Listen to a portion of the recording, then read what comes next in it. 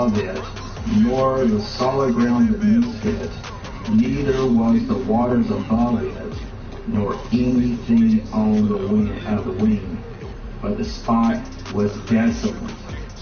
And he is describing this place that is desolate, that he's talking about a vast territory past this area, and as he keeps on going, there's a part where you see the firmament, and it's no longer there.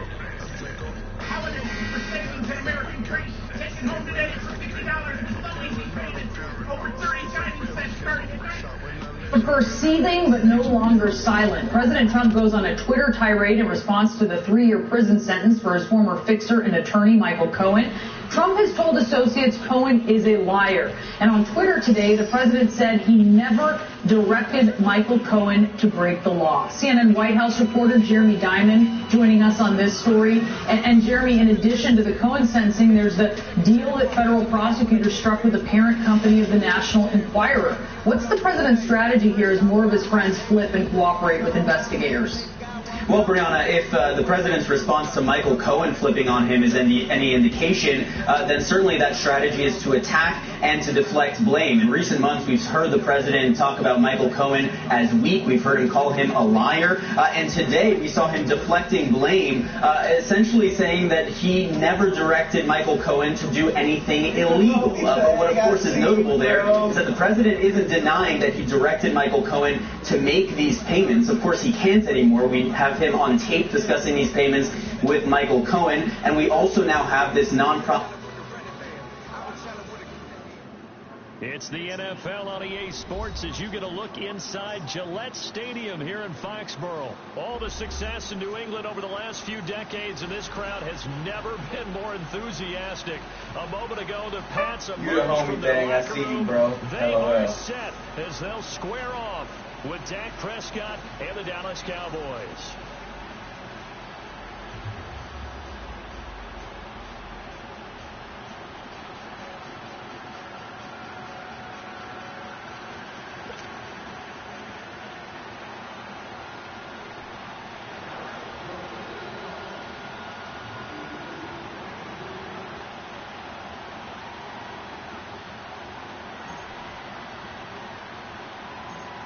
The kickoff unit is out on the field, and they will send this Subscribe to the channel. On the return, here's a dangerous Cordero Patterson. And they're going to start this drive in pretty good shape as they get it out past the 30.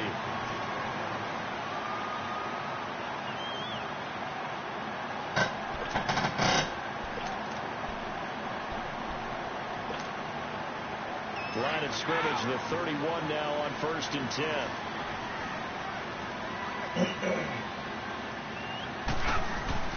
On first down, Brady. And he's got Edelman for the first time. That's complete.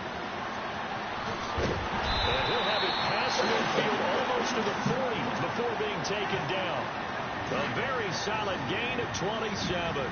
And let's face it, that what we just saw there, not a surprise, is it? I mean, this is what he does well. If you don't tackle him as soon as he catches the ball, this is the end result. Big yardage after it. He's got the speed, the agility, so good with run after catch. We're only in the first quarter, so they better get a wrangle and a hold on that quickly. Yeah, you're exactly right. What's really difficult to try and defend him is if you want to press him so that you get him on the ground quickly after the catch, a lot of times he'll just run past you at the initial point of contact, and he'll go deep. Brady to throw on second down. Got his man complete over the middle. It's Gordon. And he works it past the 30, almost to the 25. 13 yards on his first catch. It's a first down as well. Gordon, of course, picked up in a trade from the Browns back on September 18th, and he really should help with prosecution agreement with AMI, the parent company of the National Enquirer. Both of those implicating the president in this felony campaign finance violation to which Michael Cohen has now pleaded guilty to. But we have more from the president now. Just moments ago in an interview with Fox News, the president struck out at Michael Cohen once again. They put that on to embarrass me. They put those two charges on to embarrass me. They're not criminal charges. What happened is either Cohen or the prosecutors, in order to embarrass me, said, listen, I'm making this deal for reduced time and everything else. Do me a favor, put these... Is this celebrated by this Tiger or Drive term being the smartest online tool? No. She was only a genius. Intelligent financing of over 14,000. The New York Times is saying that a tabloid publisher's deal to hush money is now endangering Trump even more. I'm paraphrasing a little bit. You know, as you look at this, what do you want the nation to know about? Let me just tell you about that. I don't think, and I have to check, I don't think they even paid any money to that tabloid. Okay? I don't think we made a payment to that tabloid. I was asking the question, like, I don't think we made a payment. And then you have the other situation, and every lawyer, look, Trump didn't violate campaign finance laws, and neither did the president. Trump XA. So they're saying that... Wait, I interviewed him on my program the other day. Yes. Here's another one. Michael Cohen pled guilty to something that's not even a crime. These are campaign. Nobody, except for me, would be looked at like this. Nobody. What about Congress, where they have a slush fund? And millions and millions of dollars is paid out each year. They have a slush fund. You know, they don't talk about campaign finance. Have you ever heard of campaign financiers? Have they listed that on their campaign finance sheets? No. Number one, they say it's not a campaign finance violation. Number two, or it's not even under campaign finance. Number two, if it was, it's not even a violation. Number three, it's a civil matter. You know, President Obama had a really big one from 10 times more money, much more money. And you know what? He paid a fine. I'm the only one that this happens to. So Robert Ray, former special counsel for Whitewater, was going to be on the program yesterday. What you're saying, that if this happened, he said, you know, he couldn't see grounds for impeachment over that. He couldn't see grounds for indictment over that. That's his opinion, but it's his informed opinion that I've seen, that there's not settled law on that anyway. These are the people that ran the FEC, Federal Elections Commission. These are people writing stories that Trump did nothing wrong. I did nothing wrong. So, Mr. President, let's get into, if we can, Michael Cohen. He was your attorney. 3 years he was sentenced yesterday, and it may seem like he got a break because it could have been twice as much, but it's still 3 years in federal prison, $500,000 in restitution. This was someone who surreptitiously recorded you, is now known as a criminal liar. Yet this was someone who was in your inner circle. What happens? Look, it happens. They hire usually good people, but it just happened. Why did you hire Michael Cohen? Years ago, first of all, that was his title. Very low-level work. Why did you need more public relations than he did law, but he did. So you'd see him on television. He was okay on television. But years ago, many years, like 12, 13 years ago, he did me a favor. He was on a committee, and he was so responsive and so good. And I said, he's a nice guy. I should wait a minute. That was the favor? People have been asking, well, what is the favor that he did the president? He was on a committee with you. He was on a committee. It was a condominium committee many years ago. And he was a very big supporter of mine on that committee. I did a great job. Trump Royal Tower, it's a very tall building right opposite the United Nations. And when you go to the building, people always get together at the end and make a settlement with the owner. They say the ceiling wasn't painted the right color or something. You know, sometimes serious stuff, but in my case, it was a great building. And he was on the committee. I thought he was a great guy. I think he was really a nice guy. He was very supportive. And I liked him. And he was a lawyer. And because of that, I did it. And you know what? In retrospect, I made a mistake. Because what he did was all unrelated to me, except for the 2 campaign finance charges that are not criminal and shouldn't have been on there. They put that on to embarrass me. They put those 2 charges on to embarrass me. They're not criminal charges, number one. Now, that's according to Harris. That's according to the top. And I've interviewed people who told me that. So what happened is either Cohen or the prosecutors, in order to embarrass me, said, listen, I'm making this deal for reduced time and everything else. Do me a favor, put these 2 charges on. They're not criminal. I want to move on. They weren't for President Obama. I have one last question. Michael Cohen says that he lied in order to protect you. Yeah. What's your response to that? Let me tell you, I never directed him to do anything wrong. Whatever he did on his own. He's a lawyer. A lawyer who represents a client is supposed to do the right thing. That's why he paid him a lot of money, etc., etc. He is a lawyer. He represents a client. I never directed him to do anything incorrect or wrong. And he understands that. Look, he did some bad things unrelated to me, maybe related to his other clients. I wasn't his only client. He had other clients. He did some bad things. And income tax evasion, I heard about taxi cab, I heard about a lot of things. I'm not reading about any of that stuff. Because what he did is he made a deal to embarrass me. He wanted to embarrass me. They cut his term down. Pretty terrible stuff. Let me tell you the other thing. His father-in-law is a very rich guy. I hear. His father-in-law, I thought, was the guy that was the primary focus. Well, what did he do? Did he make a deal to keep his father-in-law out? Did he make a deal to keep his wife? He supposedly, maybe I'm wrong, but you can check it. Did he make a deal to keep his wife out of trouble? Now, how many people, when they say, listen, if you embarrass the President of the United States, we'll give you a deal. Your father-in-law, your wife, we'll cut you jail. That's all it is. It's a terrible system here. It's going on right now with General Flynn. The FBI said he didn't lie. I saw your tweet on that about But Mueller said he did lie. So they took a man who's a general and a respected person and a nice man. And I don't even know what he said about me because, maybe they scared him enough they don't make up the story. But I have a feeling that maybe he's a tougher kind of a guy than Cohen. But they took a general that they said didn't lie, and they convinced him he did lie, and he made some kind of a deal. And now they're recommending no time. You know why? Because they're embarrassed that they got caught. All right, let's move on. So you mentioned Ohio, so I'm going to bring up John Kasich, and I'm going to bring up Arizona Senator Jeff Flake. Because they say they may run against you in 2020. But look at the new Fox polling today, which has your approval rating at 46%, which is just a couple ticks off of your highest point in February. It's higher than Obama. It's higher than Obama. What is your reaction today to getting that number? It's still below 50, but 46% approval. I think it's amazing because I only get bad news. I only get bad stories. You look at the paper, it's all nonsense. It's campaign contributions that, if it were even a campaign contribution, is totally legal. You look at stories one after another, they're all legal. The great lawyers that do that stuff will say, there's nothing illegal. All right, we'll get to that. I get such bad news. So when you tell me I'm at 48, like Rasmussen, I was at 50 in Rasmussen. When you tell me I'm at 50%, I say, how can I possibly be at 50%? When I open up China, like I'm doing right now, nobody reports it. Now, the Wall Street Journal... We're talking about it. Yeah, well, that's because, I'm here and we're talking about it. But no, it's on the front page now of the Wall Street Journal because nobody's ever seen anything like this. But it won't be a big story on NBC or ABC or CBS, and CNN won't even cover it.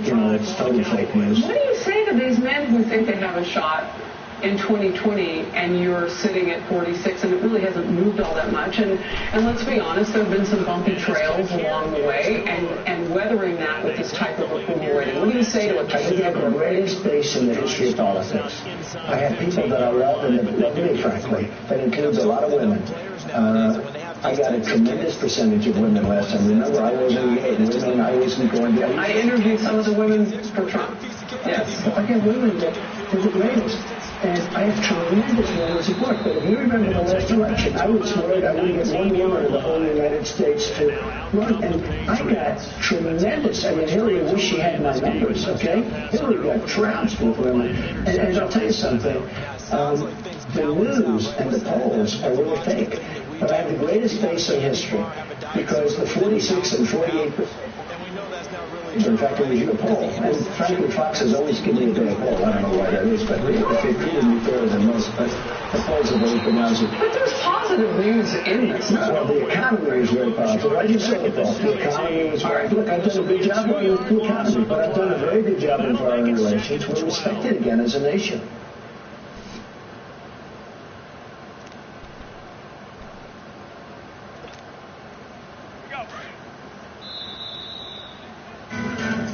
We didn't create a new way to find the best ramen, or put a rover on Mars, or decide you should share your home with world travelers. But when asked if these ideas were possible, we're the only cloud with the capabilities, experience, and know-how to make them happen. New tonight, torture and the Russian spy. In an exclusive interview with CNN, the Russian foreign minister tonight saying accused Russian spy Maria Butina was tortured in American prison.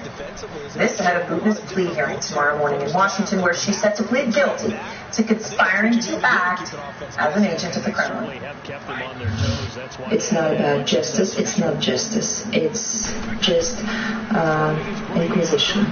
It's a medieval inquisition because she's intimidated, she was tortured, and she was treated not like a human being, not like a woman. I think she was treated and still is treated probably as a terrorist or something like that. Not right now, Democratic Congressman Denny Hack, who sits on the House Intelligence Committee. Congressman, tortured, treated as a terrorist, medieval treatment. That is some accusation, series of accusations from the Russian foreign minister. It's not just anybody, it's the foreign minister of Russia. What's your reaction? They lie. They lie to their teeth. This is the same country that said they didn't have anything to do with the attempted assassination with the Russian expatriates in England. This is the same country that said they didn't have anything to do with the shooting down of Flight 17. This is the same country that denies any involvement whatsoever in some of the bombing by Syria against civilians. They lie. So let me play another soundbite of what the Russian foreign minister is saying today. Here she is. All her steps, which will be or already taken by her just to defend herself, are supported by Russia, by Russian side, by Russian officials, and by Russian people, just because she's a political prisoner. Supported by the Russian side, Russian officials, and the Russian people. That is as full-throated of a defense as you can get. Again, I just want to make it clear to our viewers, this woman is going to plead guilty tomorrow to being an agent of the Kremlin, right? In common parlance, we would use the word spy. What do you make of this full-throated Russian defense, Congressman? Well, again, this is the same country that has murdered up to something like 13 journalists since Putin returned to power in the Kremlin. So there really is nothing that comes out of their mouth that you can trust. The fact of the matter is that they throw out all these lies. They hope to deflect, deceive, and cause so much confusion that people get to the point where they say, well, I just don't know what to believe. But the fact of the matter is this is very significant because you know what she's getting? She's getting due process.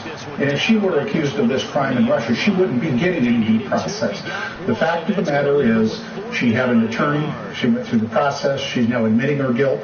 And what is truly significant about this, emblematic of this, Aaron, is yet another example of the depth and breadth that Russia went to interfere in American democracy and to try to steal our 2016 election. So, Congressman, let me be clear, right? I mean, she tried to infiltrate GOP circles. That's the allegation, right? She's in a relationship with, right? But I mean, she's going to plead guilty to it as of now, right? That's the allegation from prosecutors. You mentioned the election. I want to make sure people know she had multiple contacts with J.D. Gordon. He was on Trump's national security team during the campaign, senior member, anticipated joining the transition. They went out several times together. Is there any doubt in your mind that she was targeting Team Trump? So she is just one of many. We have now documented that there were at least 16 Trump operatives who had communication or interaction with Russians or Russian operatives during the course of the campaign. So she doesn't stand out all by herself. This was a part of the pattern that speaks to the Russian effort to, again, steal our election in 2016. Aaron, I'm going to say something tonight I haven't said before. I've been talking about the Russia investigation for nearly 2 years now since I went on the Intel Committee. But in light of what happened today, in light of all the events of the last couple of weeks and all the sentencing memos that have been filed, now 36 indictments, 3 prison terms, and the like, I'm prepared to say something I never said. The writing's on the wall, the walls are closing in, and this is the beginning of the end for the Trump administration. And when you say beginning of the end, that means impeachment? It means he's gone before the end of the term? I don't know precisely what it means, except what I intend for it to mean is this, that the Mueller investigation is getting closer and closer. Now, they now have the president as an unindicted co-conspirator for campaign finance laws, breaking campaign finance laws. But we also know that they're going down 2 other tracks. They're going down, of course, the Russian interference track, which was their core mission. We already know that there was collusion. Collusion is different than conspiracy and coordination, and that remains to be seen based on Robert Mueller's final work product. They're also exploring, as we full well know, obstruction of justice activity on the part of either the president or people on his behalf. I don't think that Bob Mueller is going to be deterred here, Aaron. It's interesting to note that yesterday was the 50th anniversary of the Battle of Mutter's Ridge in Vietnam, where a very young second lieutenant Mueller won the Bronze Star for valor. connection on a nice in route. With those faster passes and they're going that fast, any hesitation as a quarterback that the deflection, if he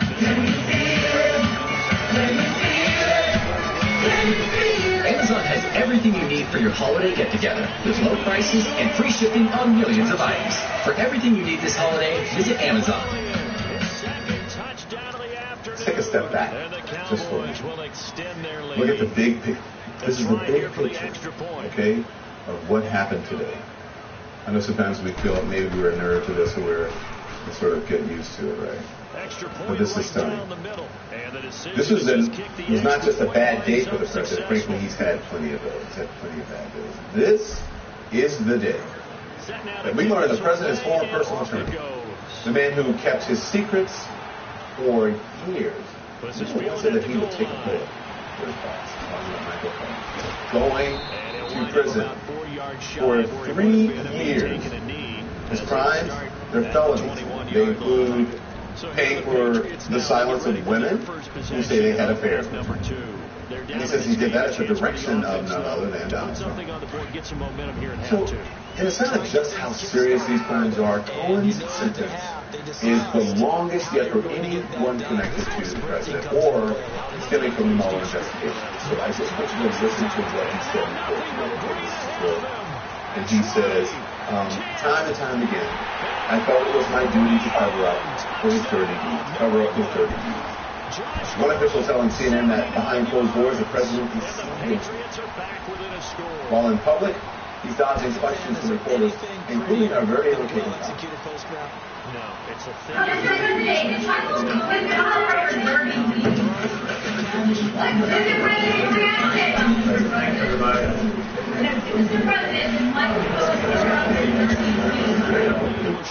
Wow, crickets. Mr. President. He's walking. Gostkowski now out to kick it away.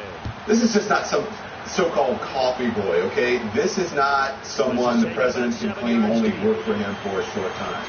Michael Cohen worked for Donald Trump for more than a decade. The keeper of secrets, that's what he was. A key surrogate for the Trump campaign, that's what he was. So we know that what they You know what he is now? He's a convicted felon. Now, what are the counters to that? He's not the only one. Just run the same things over. 3 key members of the campaign. Cohen, another Michael Flynn in the middle, and Paul Manafort. All been convicted of felony. That is stunning too. And there's more bad news for the president today. Just moments after Michael Cohen's sentencing, we learned that another longtime Trump associate has flipped on him. Never thought you'd see that coming, right? The company that owns the National Enquirer, a company run by Trump's longtime friend, Mr. David Pecker, will not be charged by federal prosecutors after admitting being part of the so-called catch and kill scheme to silence Playboy model Karen McDougal, working, quote, in concert. Okay, this is important. Working in concert with a candidate's presidential campaign. Pecker admits that he met with Cohen and another unnamed member of the campaign, another unnamed member in August of 2015, offering to help deal with negative stories about that presidential candidate's relationship with women by, among other things, assisting the campaign in identifying such stories so they can be purchased and their publication avoided. What else does he do? Protects himself. Another member of the campaign was in that meeting. Double plus, big time play. Cohen and Pecker. We don't know who, but in 2015, there weren't a lot of people working on the Trump campaign who would have been called into a meeting like that. And in what can only be a pretty ominous sign from this president, the agreement requires the company to continue cooperating in the future. You know who else is continuing to cooperate? It's the Cowboys with the football. They'll be looking to tackle. Prosecutor from Mueller's team said today he is continuing to give the special counsel credible information. And Cohen's advisor, you know him, is the attorney, Lanny Davis, Lanny Davis says Trump's former attorney is open to testifying publicly before the House after Democrats take over in a matter of weeks. Talk about must-see TV. Can you imagine that? I think it'll probably happen. First target, first catch, and a first down. People have said that the biggest risk to exposure that this president has is Michael Cohen. I don't disagree with that. Imagine first guy's going to come up first and 10.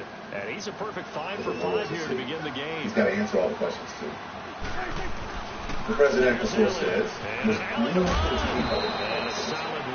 and repeatedly claimed that Cohen was lying, claiming he lied about plans to silence women like Karen McDougal. That's one to warm the hearts of all those old school football players, isn't it? Tough, hard, gritty. I need to open up a company for the transfer of all of that info regarding our friend David, so that I'm going to do that right away. I've actually come up, I spoke to Alan Weisselberg about how to set the whole thing up with the funding. Yes. And it's all the stuff. In their pocket. I think defensively, you got to start thinking about using them here. Lying. But that was a conversation between Michael Cohen and Donald Trump about the plan for David Pecker and the National Enquirer to silence Karen McDougal.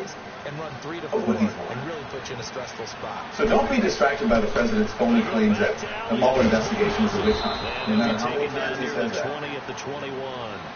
It's a total witch hunt. I've been saying it for a long time. It's a witch hunt. That's all it is. They have phony witch hunt. Witch hunt continues. The entire thing has been a witch hunt. Call it the rigged witch hunt. The witch hunt, as I call it, should never have taken place. Yeah, he's going to keep saying that. Some people will believe. Easy evidence. The tape. Ezekiel Elliott, a 21-yard touchdown run. And the Mueller investigation is no witch on to their lead. 4 now people the try here for the point after. Have now been sentenced to prison. This is serious. 7. Point after, right down the middle. Guilty. And the decision to just kick the extra point winds up successful. Witch hunt? Out is the kickoff unit as they run up and send this one away. This is not normal. None of it is normal. None of this is politics as usual. None of this is anything as usual. Can you imagine? Imagine in any business that you had someone who operated like this. Even just in your regular job, you had someone who operated like this. They'd be out the door in 2 seconds. Maybe they just want to do that again, right? The president's longtime attorney is going to prison. His longtime friend, who was involved in hush money payments, is cooperating with us. And if this president feels as if the walls are closing in tonight, time for a break. We're back to finish this one off after this. Coming up now on a 2nd and 15 following that sack.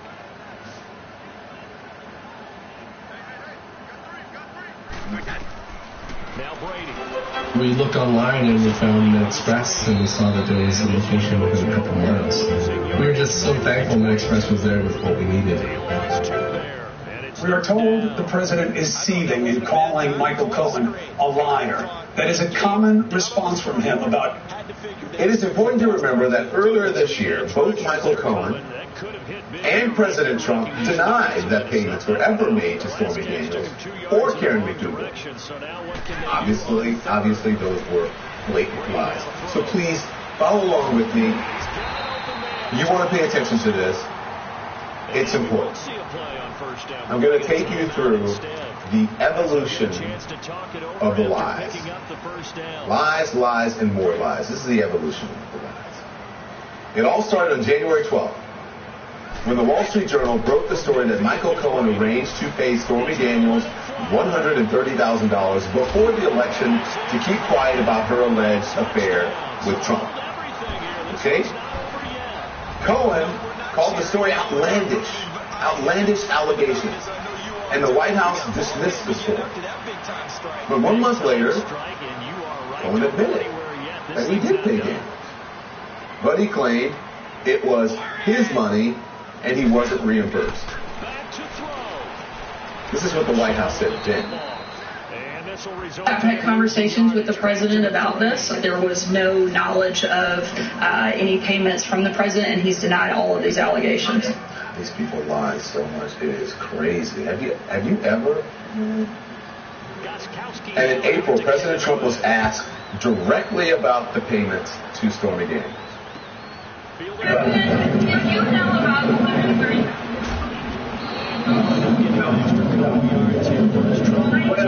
Why did Michael Cohen make it? Well, you have to ask Michael Cohen. Michael's my attorney, and you'll have to ask Michael Cohen.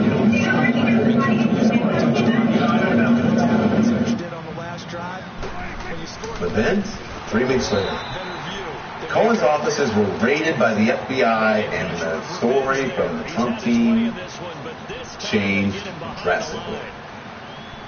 Michael would represent me, like with this crazy Stormy Daniels deal. He represented me, and, from what I see, he did absolutely nothing wrong. There were no campaign funds going into it. Then why is he pleading with that? Would have been a problem. Up until that point, this so-called crazy Stormy Daniels deal didn't exist in Trump world. Then in May, Rudy Giuliani said this on Sean Hannity's Fox News show. It's not campaign money. No campaign finance violation. So they funneled it through the law firm. Funneled through the law firm, and the president repaid. Oh, I didn't know he did. Yep. He didn't know about the specifics of it, as far as I know. But he did know about the general arrangement that Michael would take care of things like this. I take care of things like this. Now here's a whistle and a timeout. It's called by the receiving team here. As the clock will stop with 37 seconds. Can y'all believe this? First, it never happened. Outlandish, ludicrous. Well, if it happened, it wasn't illegal, and I don't know what you're talking about. So the next morning, after that Giuliani interview, Trump sent out multiple tweets arguing that the payments to Stormy Daniels, was legal. Here's what he said in part. Mr. Cohen, an attorney, received a monthly retainer, not from the campaign and having nothing to do with the campaign, and money from the campaign or campaign contributions played no role in this transaction. This was around the time stories were coming out about Karen McDougal's allegations about Trump. You following along with me? First Stormy Daniels, and then Karen McDougal. Here's what Karen McDougal told my colleague Anderson. Well, then he won the Republican nomination, and AMI was interested in story again. Once Donald Trump won the Republican nomination, correct. You're saying AMI suddenly came back to you with interest? No, to Keith, yes, to us for the story, yeah. Why do you think it was that it was after Donald Trump was the Republican nominee that they came back? They wanted to squash the story. You're saying they wanted to protect Donald Trump? I'm assuming so, yeah. And in July, Michael Cohen's lawyer released the tape Cohen secretly recorded, where we hear him discuss. We hear it for our own selves, with our own ears. We hear him discuss the Karen McDougal payment, which then candidate Trump. I need to open up a company for the transfer of all of that info regarding my friend David, so that I'm going to do that right away. I've actually come up, and I've spoken to Alan Weisselberg about how to set the whole thing up. Never happened. Michael Cohen's a liar. That never happened.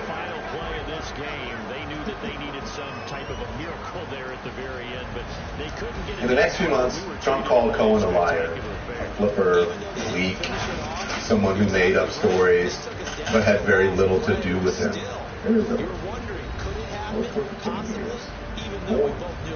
And last night, just before Cohen's sentencing, the president weighed in on the hush money payments to Daniels and McDougal one more time, telling Reuters, and I quote here, number one, it wasn't a campaign contribution. If it were, it's only civil. And even if it's only civil, there's no violation based on what we did, okay?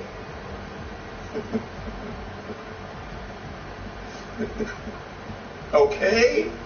Based on what we did? That's not what the judge said today.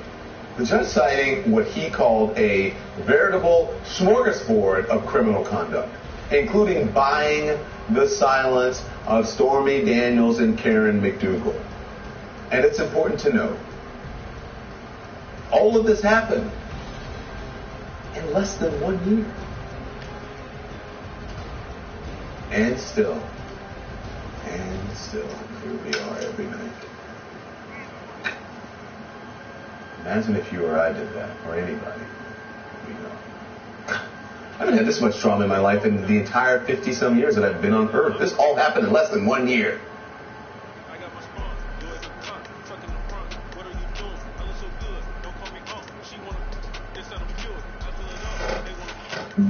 For quiet, peaceful nature lovers, one a 98-inch 4K TV with a game console.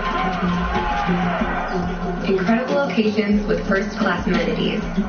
There's an Airbnb for everyone.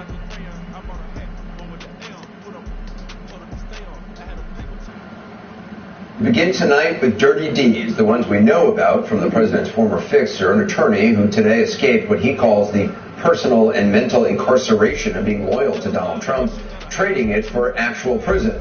But also the potential dirty deeds we don't know about, but may soon, because other people very close to Donald Trump are talking, are cooperating, and they were in the business of buying the president's secrets and burying them. Those people have seemingly set down the shovels. Today, Michael Cohen was sentenced to 3 years behind bars for crimes including lying to Congress, tax fraud, and campaign violations tied to payments to 2 women who said they had affairs with the president. In his sentencing hearing in New York this afternoon, Cohen characterized it like this, and I quote, "Recently, the president tweeted a statement calling me weak, and it was correct, but for a much different reason than he was implying. It was because time and time again, I felt it was my duty to cover up his dirty deeds." Dirty deeds done dirt cheap? That sort of depends. Some may think $130,000 is a bargain to keep a story about an alleged sexual encounter with a porn star out of the news right before an election. Others may think $150,000 is just the right price to pay to silence a former Playboy model who says she had a months-long affair with a man who would become president. These are just 2 of the dirty deeds that we know about. Will others come out? That we don't know. We do know that the president and the White House have repeatedly changed their story about these 2. Here's what the president said back in April. Did you know about the $130,000 payment to Stormy Daniels? No. Why did Michael Cohen make it if it was no? Well, you have to ask Michael Cohen. Michael's my attorney, and you'll have to ask Michael Cohen. Do you know where he got the money? A straight-up denial is just a straight-up lie. He said he didn't know about the payment. We now know that's not true. The president was not telling the truth. In May, how many times have we said this sentence for the last 2 years? In May, Rudy Giuliani then spilled the beans on Hannity. Having something to do with paying some Stormy Daniels woman $130,000, I mean, which is going to turn out to be perfectly legal. That money was not campaign money. Sorry, I'm giving you a fact now that you don't know. It's not campaign money. No campaign finance violation. So they funneled it through the law firm. Funneled through the law firm, and the president repaid it. Oh, I didn't know they did. Yeah. Oh, yeah, wow, okay. So that was the first time they admitted that. So at that point, the story then became, well, the president not only knew about the payment, forget what we said before, he paid Cohen back for it. But until then, the White House kept saying that the president didn't know anything about it.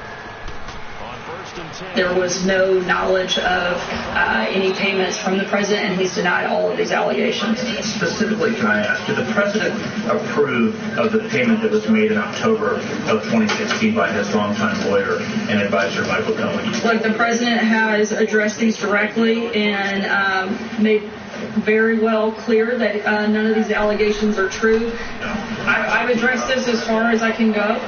Did he know about the payment at the time? Not that I'm aware of. You haven't answered the subsequent question about whether the president was aware of the $130,000 payment that was made under an agreement in which he has explicitly made to keep Stormy Daniels silent. Can you answer that question? You were asked 3 weeks ago today and said you weren't aware.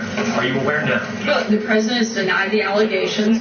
We've spoken about this issue extensively, and I don't have anything else to add beyond that. Anything beyond that, I would refer you to the outside counsel. It's outside counsel. Follow up on it. You said on March 7th there was no knowledge of any payments from the president, and he's denied all these allegations. Were you lying to us at the time, or were you in the dark? The president has denied and continues to deny the underlying claim. And again, I've given the best information I had at the time. By the way, Sarah Sanders was asked yesterday what she wants her legacy to be. She said she wants to be remembered as, quote, transparent and honest. Let that one sink in for just a moment. Transparent and honest. All right, let's move on. So we know this was important enough to the president to pay off 2 women, and it was important enough to the president to straight up lie when he said he didn't know about the payment to Stormy Daniels. But now, presto changeo, suddenly it's just no big deal, according to the president. 2 days ago, he tweeted, and I'm quoting, "So now the Dems go to a simple private transaction, wrongly call it a campaign contribution." Okay, keep it honest, it's not the Dems. The Dems have nothing to do with sending Michael Cohen to prison. The president's lawyer is going to prison. The president calls it a simple private transaction. Again, let's remember what we're talking about here. We're talking about hush money, money paid to keep women quiet. Within the words of the Southern District of New York, the intent to influence the election. And if it's just a simple private transaction, why would the president feel the need to lie about it? Yesterday, the president spoke to Reuters and said, quote, "Number one, it wasn't a campaign contribution. If it were, it's only civil. And even if it's only civil, there was no violation based on what we did, okay?" Keep it honest, the president doesn't get to decide what is and is not a violation, okay? Okay. Michael Cohen is going to prison for this, and the Cohen part of things might in the end pale in comparison to something else that we learned today. An immunity deal with American Media Incorporated, the parent company of the National Enquirer. The agreement says the company won't be prosecuted in exchange for cooperating with prosecutors and admitting that it participated in the Cohen payments to silence Karen McDougal, quote, in concert with the candidate's presidential campaign, to silence her before the election so that it didn't influence the election. Now, one thing we don't know is what else, if anything, AMI held high. We do know the company's chairman, David Pecker, who again was provided immunity, was interviewed by prosecutors. We also know that Mr. Pecker, Donald Trump, have been friends since the 1990s. And so just like that, the so-called simple and private transaction, it gets a whole lot less simple and certainly a whole lot less private. Yeah, we know, you know better than I, he has the ability to take over a game. So what do you do? Yeah, I think you have to make sure that you bottle him in at varying levels. Because if you crowd everyone to the line of scrimmage... This year, the Corner Bistro will print 430 purchase orders, 1,200 menus, 120 catering contracts, and 1 well-earned help wanted sign. All with 0 ink refills. Change the way you ink. Introducing the new Brother All-in-One Inkvestment Tape Printer. Reliable, affordable, quality printing with no refills for up to 1 year. Impeachable offenses. That's what Democrat Jerry Nadler, who will be the chairman of the House Judiciary Committee, called the election crimes that Michael Cohen says he committed in coordination with and at the direction of Donald Trump. Once again in federal court today, Michael Cohen and federal prosecutors, and now a federal judge, all described Donald Trump's participation in those crimes as settled fact. And also today, the prosecutors revealed that they have more witnesses to corroborate Michael Cohen's account of the crime that involved the National Enquirer paying $150,000 to Karen McDougal to buy her silence for presidential candidate Donald Trump. So those impeachable offenses became even more impeachable today, even more provable today. Also today, the incoming New York State Attorney General, who will be sworn in next month, tells NBC News that her office is gearing up to target Donald Trump, his family, and anyone in his inner circle suspected of breaking the law. And just a few of those possible investigative avenues include any potential illegalities involving Trump's real estate holdings in New York, the June 2016 Trump Tower meeting with a Russian official, examining government subsidies that the Trump company has received, and whether Donald Trump is in violation of the Emoluments Clause in the Constitution through his New York businesses, and continuing to investigate the Trump Foundation, which the New York State Attorney General has already been investigating. Donald Trump is going to need more lawyers, a lot more lawyers. During our discussion now, Ron Klain, former chief counsel and Senate Judiciary for the Senate Judiciary Committee and a former senior advisor to President Obama and Vice President Joe Biden, and Jill Wine Banks is back with us. And Ron, a very rough day for the president in federal court, and what looks like a rough year coming up with the New York State Attorney General. That's right, Lawrence, and I think, you mentioned earlier, this decision by the National Enquirer to cooperate could wind up being a very significant decision, not just because of the way in which it buttresses the campaign finance case against Donald Trump, adding a second source of evidence against him, but because of the famous safe at the National Enquirer that supposedly contained all sorts of stories about Trump that they caught and killed, that they bought and didn't publish. And, the National Enquirer, they're famous for their coverage of UFOs. Now it might stand for unindicted felonious officials, because they've got Donald Trump, a lot of information with Donald Trump that will now be moving into the hands of federal prosecutors. I think that adds to his trouble significantly. Let's listen to Adam Schiff talking about the possibility of actually indicting the president. I think the Justice Department needs to re-examine that OLC opinion, Office of Legal Counsel opinion, that you cannot indict a sitting president under circumstances in which the failure to do so may mean that person escapes justice. Because if it were the case that it was now or never, that if you wait until after the president leaves office, they can no longer be brought to justice, that ought to create certainly an exception to that OLC rule, if not mean revisiting and revising the rule altogether. Jill, you've lived with this issue for longer than any of us, the indictability of a president. You've seen various opinions on it over time. Where do you think we are now on it? There seems to be a lot of shifting opinion now toward the validity of indicting a sitting president. I thought back in Watergate days that the president should be and could be indicted. The evidence was overwhelmingly clear during Watergate. We don't know everything that Mueller knows, but we know enough now to see in plain sight that crimes have been committed by the president. And we cannot have a society where he could escape either because the statute of limitations runs while he's in office, or because he has a speedy trial violation claim that would prevent him from going to trial later on, or because witnesses die in the interim while waiting, and so that there's not enough witnesses to testify. It would be wrong.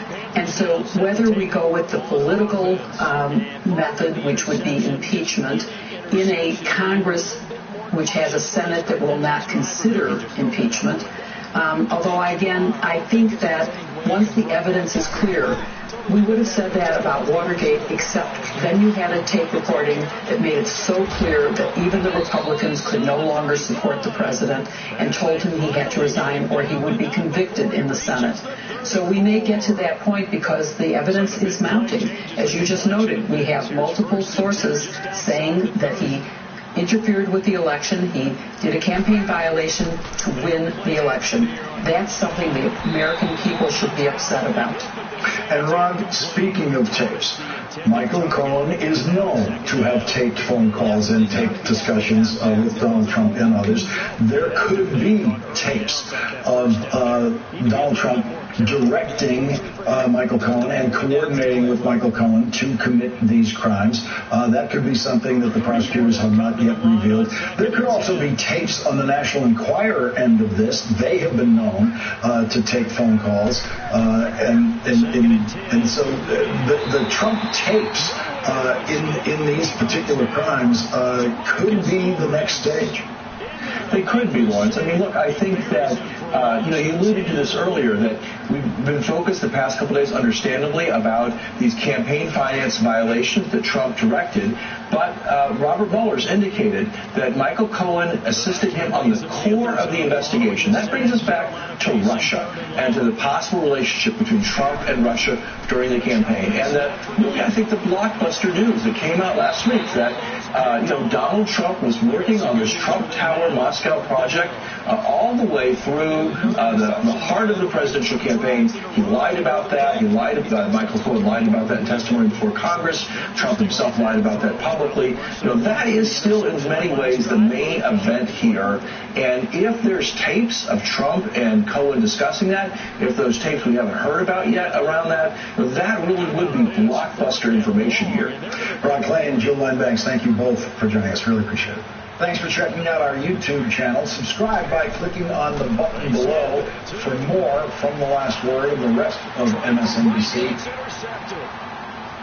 off at the 35. And he'll take this across midfield and inside the 45. So that's back-to-back drives where they're throwing an interception. Ordinarily, we look at the offense and say, what's going on with your scheme? Maybe we should look at the defense and just give them a whole lot of credit. They've got them frustrated right now.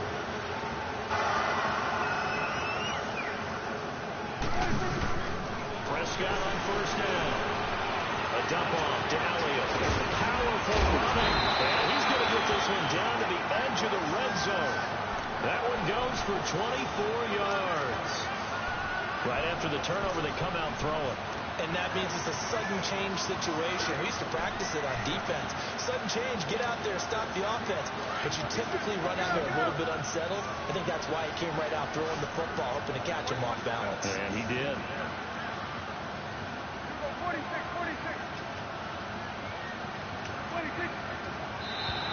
Now contact up front as penalty markers come in. Who is this against? So step off the 5 yards. Yeah, partner, defensive end, he wants to get into the offensive backfield. He wants that get off to be as fast as possible. A little too quick on that one. Now a chance to make that encroachment penalty really hurt. 1st and 5.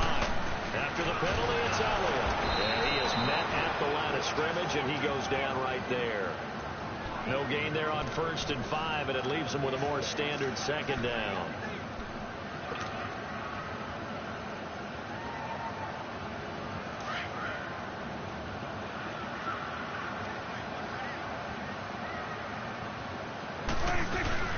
They'll run it now out of the gun. And he is met in his tracks behind the line of scrimmage. That'll be a loss of a yard, and it leads to a 3rd down.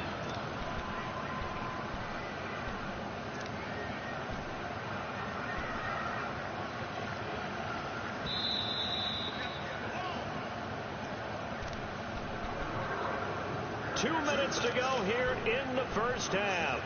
We're back to Arlington right after this timeout.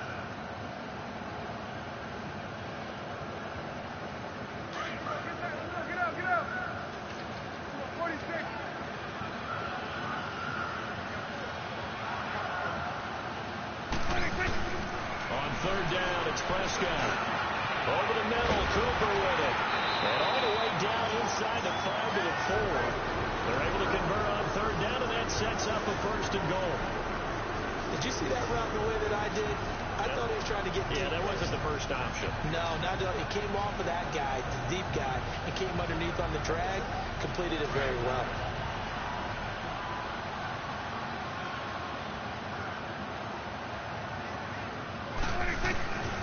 They'll try and run for it on 1st and goal.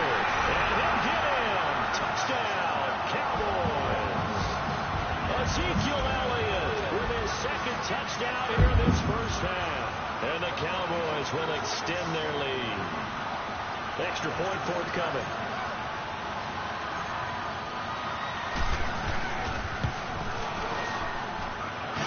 Extra point right down the middle. And the lead is up to 8.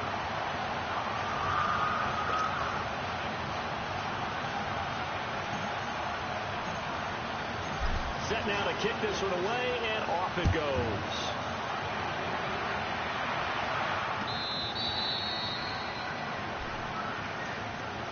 Here are the Panthers now as their offense comes back out onto the field. And 2 interceptions thrown here in this first half. You hear it, no matter the sport, they say the great athletes, they can kind of have a short-term memory, but that's easier said than done. It is easier said than done, but I played with a guy who threw 2 interceptions the first simple, private transaction. Let's play hardball.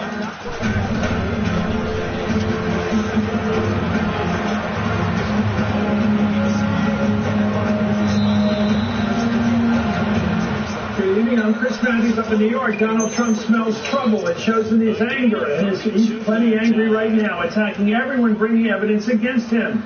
The legal threat to this president is, by the way, growing by the day. There are serious new revelations on the Russia front.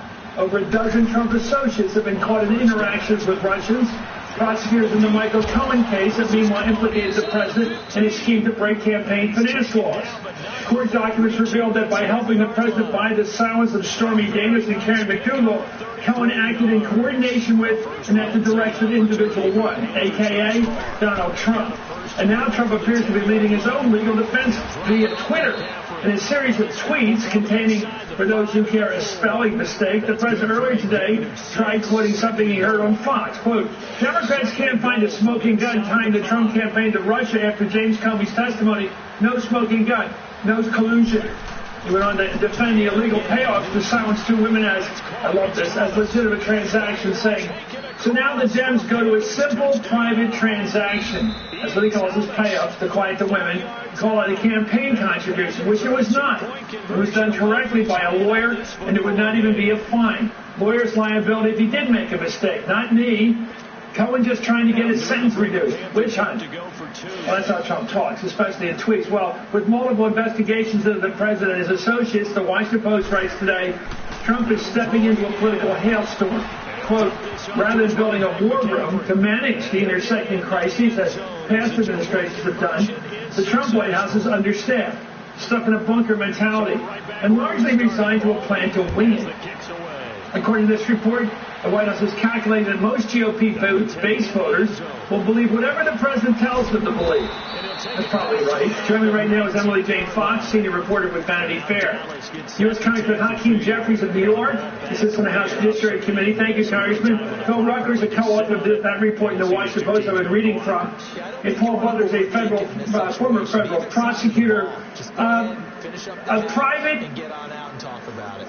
A simple private transaction, Congressman.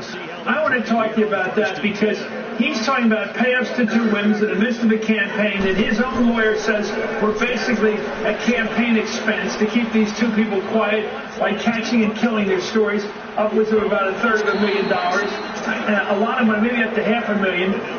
What do you make of that claim that it's just a private transaction, business transaction, in the middle of a campaign to shut up these people that said they had affairs with him?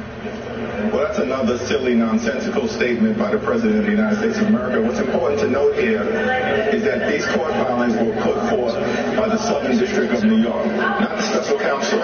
So this is the Trump Justice Department claiming that the President of the United States during the campaign defrauded the American people. This is as serious as it gets. But that said, we still have to allow the process to play itself out.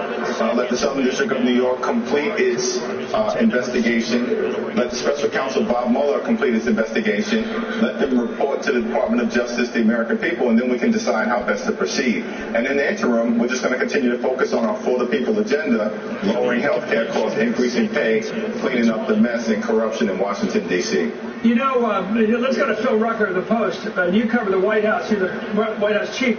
It seems to me Trump's defense is that schoolyard behavior, the kid of the schoolyard, no matter what the facts are, he figures if he can pee on the opponent, if he can call Dick Blumenthal, the senator, attack him for his Vietnam record or whatever, if he can make it personal with nicknames, he doesn't need lawyers.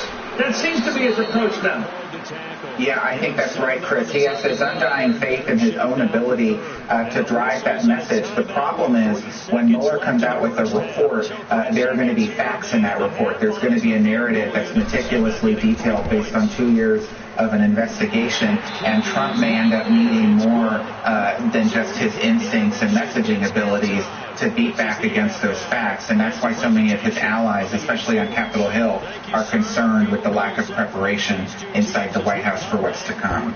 Well, Trump could have good reason to fear what comes next in the Cohen case. As you said, Phil, the New York Times reports that what the prosecutors did not say in Mr. Cohen's sentencing memorandum is that they have continued to scrutinize what other executives in the president's family business may have known about those crimes. The incoming Democratic chair of the House Intelligence Committee, Congressman Adam Schiff, said that Trump could be the first former president, when he becomes a former president, to serve time in jail. Let's watch. There's a very real prospect that on the day Donald Trump leaves office, the Justice Department may indict him, that he may be the first president in quite some time to face the real prospect of jail time. And the incoming Democratic chair of the committee responsible for drafting articles of impeachment, the Judiciary Committee, that's Congressman Jerry Nadler of the West Side of New York here, said Trump's knowledge of those payments could be an impeachable offense. Let's watch Jerry Nadler. If it's proven, are those impeachable offenses? Well, they would be impeachable offenses. Whether they are important enough to justify impeachment is a different question, but certainly they'd be impeachable offenses because even though they were committed before the president became president, they were committed in the service of fraudulently obtaining the office. But the fact of the matter is that what we see from these indictments and charging statements is a much broader conspiracy against the American people. Paul, let me analyze this history, the press on this as a professor right now.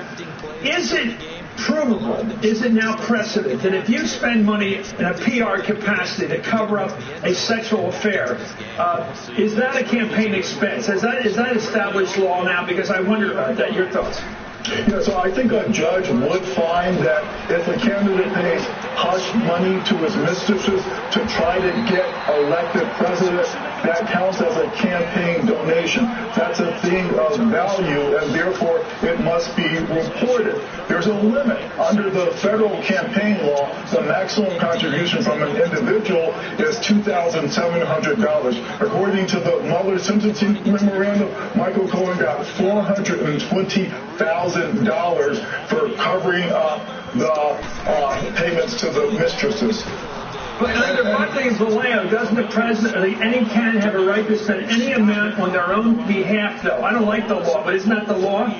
A person can spend his own money, but you can't give money to somebody else and make it look like it's their transaction. So you're right, Chris. Intent is going to be very important, but we have both Michael Cohen and President Trump lying about the purposes of these payments for months and months until their lies are uncovered by Robert Mueller. So this consistent lying shows what prosecutors call consciousness of guilt. They knew that they were doing something wrong, and importantly, in this statement, Mueller, actually the federal prosecutors in New York, say that Trump directed and coordinated these payments. So if we think about this as another kind of organized crime, Michael Cohen is just a consigliere. Donald Trump is the Don. Let's talk about this as a National Enquirer story, because they were the magazine that basically caught and killed the story. But let's put it all together. When Donald Trump ran for president, he got caught up in that Access Hollywood tape, which people like Reince Priebus thought would kill his campaign. In fact, he was ready to walk. And a lot of people think, this is awful. He's talking about how he can do anything he wanted to women, sexy, whatever he wanted, with complete impunity because he's a celebrity, a big shot. So now we find out that he was acting that way. He thought he could have these alleged affairs, we'll say alleged, but he was paying money to keep them quiet, paying a lot of money, but he had a lot of money, and he still does. And he's paying off these, using a magazine to buy these stories and kill them to cover up his sexual behavior, okay? So it's, to me, ironically, because in Washington we say what goes around comes around. I said this on Friday. Isn't it ironic that Trump is now having to pay for it? He's got to pay for that, what he did in his attitude. Because his attitude, expressed in the Access Hollywood tape, is exactly his attitude. You could call it irony or you could call it karma. This is something that, as the president said today, he wanted to be a simple and private transaction, but the way the universe has worked, this has been anything but simple, and it has become the most public and possibly the most damning story of his entire presidency. It is something that could potentially land him as an unindicted co-conspirator in this case against Cohen. Well, what do you make of the fact that it's the New York up here? I'm in New York once in a while, every couple of weeks. So here I am in New York, and this isn't the deep state, a bunch of bureaucrats down in D.C. It's not a bunch of liberals down there. It's a bunch of prosecutors, hard-nosed prosecutors in the southern district of New York, which is sort of Rudy Giuliani country. And now the president's being nabbed, that's a great word for it, nabbed by those guys. These are not only people from his home city, people in the Southern District of New York, but this is his Justice Department as well. So yes, they are New Yorkers, but they belong to his Justice Department. These are not people who are part of the witch hunt necessarily. These are people who are in his own government. Let me go to Congressman. By the way, congratulations, Congressman, on your role, and you've got a big role in the Democratic Party now. I know all about it. I'm watching your career. I've spotted you. You are on your way. Congratulations. You may be Speaker at some point fairly soon. Who knows? But let me ask you about, do you think you can actually impeach a president for basically covering up sexual misbehavior? I mean, we had this with Clinton to some degree. Well, everything's different in life, but it was somewhat related. And it never seemed right that would be the basis for throwing a guy out of the presidency to a lot of, certainly progressives and middle-of-the-roaders, and journalists in some cases. It seemed to be a witch hunt, to use the phrase used lately. How do you impeach a president for a sexual misconduct covered up, even if it is illegal? Your thoughts? Is it appropriate to do that? Yeah, I think we have to proceed carefully as it relates to impeachment because it is the ultimate political death penalty put into the Constitution for extraordinary circumstances. Now, making a case that down the road, once the Mueller investigation has concluded and the facts are presented to the American people, all options at that moment may be on the table, but that's hypothetical at the moment. We do know that the president has conducted himself like an organized crime boss, woefully inappropriate. There were electoral consequences, I believe, for some of his inappropriate behavior as a result of the blue wave that took place on November 6th, Democrats picking up 40 seats, as well as seats at the state level across the country. And we'll see what happens over the next 2 years. But the right thing to do is to let Bob Mueller be Bob Mueller. Let the Southern District of New York, professional prosecutors led by Republican appointees, complete their work before we as Democrats in the House decide how best to proceed. All right, I got crime boss. Anyway, thank you. Former FBI Director James Comey was asked this weekend by Nicole Wallace if the president is effectively an unindicted co-conspirator after being implicated in making those illegal payouts through Michael Cohen for the two women. Let's watch. Is the President of the United States right now an unindicted co-conspirator? I don't know. Not in the formal sense that he's been named in an indictment where you can actually say that this defendant and named others or others by pseudonym conspired together, and that's how you formally name someone as an unindicted co-conspirator. But if he's not there, he's certainly close, given the language in the indictment, in the filing, that the crimes are committed at his direction. If Trump wasn't the president and someone went to court in the Southern District of New York, sponsored information that they directed a crime, what would happen to that person? Well, that person would be in serious jeopardy of being charged. You know, Phil, you cover politics like I cover it. And the irony is the way in which this whole case has begun to sort of simulate what happened with Clinton. Clinton was investigated for something called Whitewater, which was a dry hole. Nothing came of it. Then it had switched over to Paula Jones somehow, and then Paula Jones flipped over to Monica Lewinsky, and he got in trouble for lying about Monica Lewinsky, about covering up a sexual relationship. Here we have a president investigated for a Russian connection, and then obstruction of justice part of that, flipping over, ending up with a discussion this past weekend about covering up, lying about an affair, a couple of affairs. What do we make of that under our political system? That this is how we rock and roll these days. Yeah, well, Chris, it's not the first time that the cover-up would be worse than the alleged crime.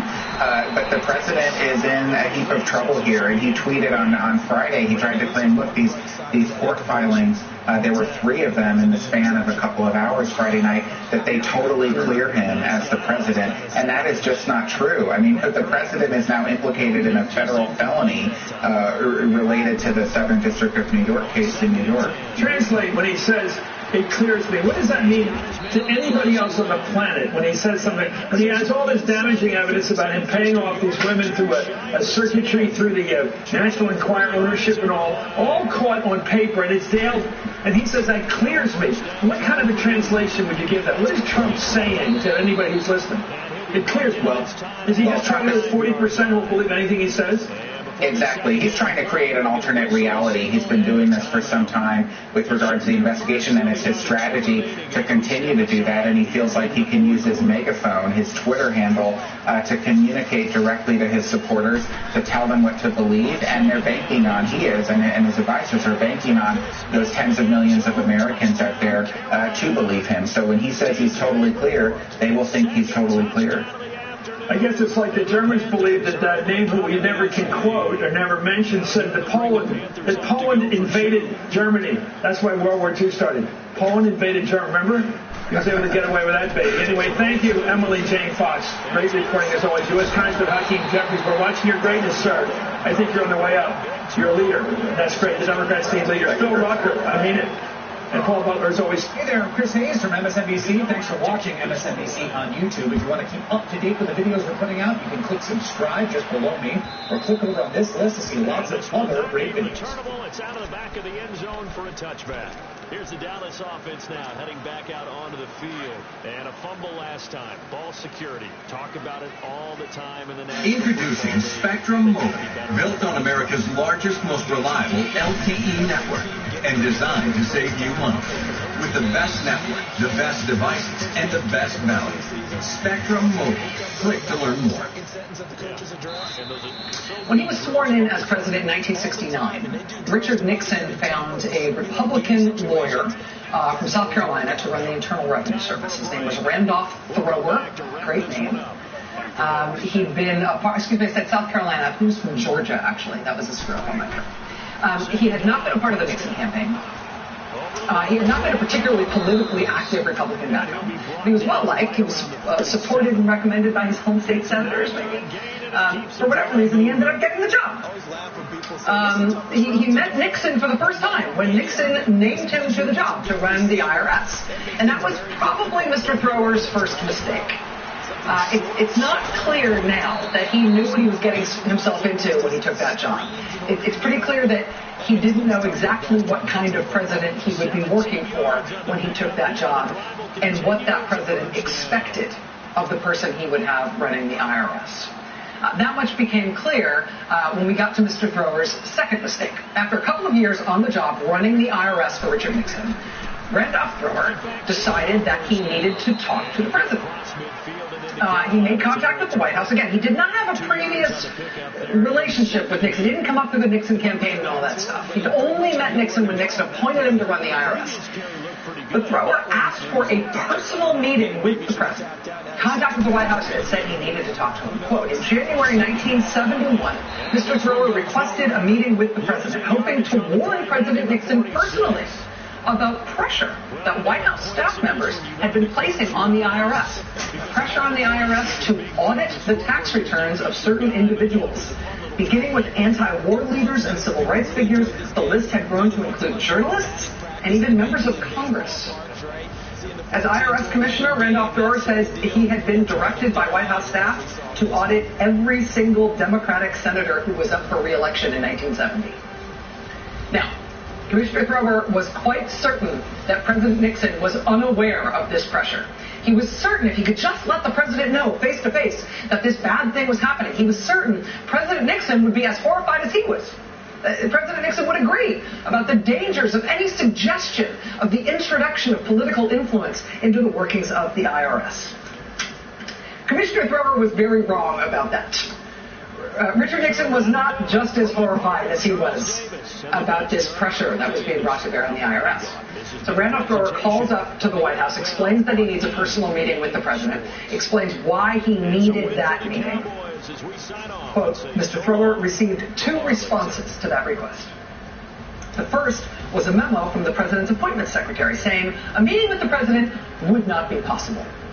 The second response was a phone call from John Ehrlichman, the president's top domestic affairs advisor. Mr. Ehrlichman told Commissioner Thrower that he was fired. So yeah, that pressure that the honorable IRS commissioner was under to go audit and investigate people who the White House didn't like, turns out that was not exactly a shock and a surprise to President Nixon. But once Nixon realized that Randolph Thrower was going to be a problem on this front over at the IRS, Nixon realized he needed to find somebody to replace this guy. Somebody more suited to the way Nixon expected to be able to use the government for his own purposes. There was a guy named John Nolan who was then up for the job, was considered sort of the front runner to be the next IRS commissioner. It was kind of the obvious choice. He was the guy in charge of tax policy at the Treasury Department anyway.